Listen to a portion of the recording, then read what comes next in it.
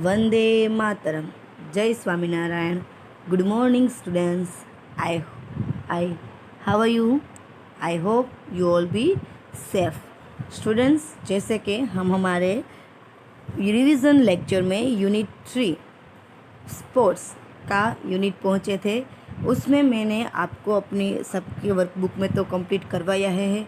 फिर भी अगर आपके पास नहीं है तो मैं ये इसकी PDF भी नीचे वापस सेंड कर रही हूँ। तो आप जानते हैं कि एज अ एग्ज़ाम में हमें पोएम या फिर तांज़ा ऐसे आते हैं जिसमें से देख देख के हमें आंसर लिखना होता है।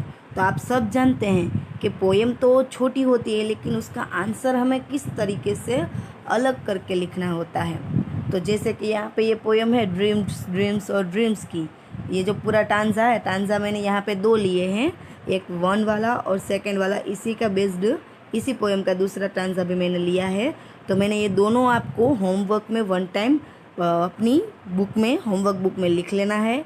और आपको ये भी देखना है कि किस तरह से हम टांजा में क्वेश्चन के आंसर किस तरह से देते हैं।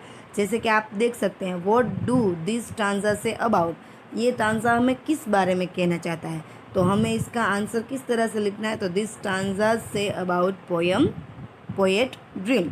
तो यह हम पूरा टांजा रीड करेंगे तो ही हमें पता चलता है कि ये जो टांजा है वो पोएट के ड्रीम्स के बारे में हमें बात करना चाहता है। फिर इसी टांजा का सेकंड क्वेश्चन है, which different dreams are mention in the टांजा।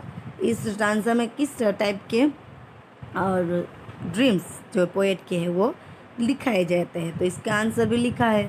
तो किस तरह से आंसर लिखना है, किस तरह से हमें इसी तरह से कोई दूसरा टांजा पे अगर पूछा जाए तो हमें किस तरह से इसका आंसर लिखना है वो आना चाहिए।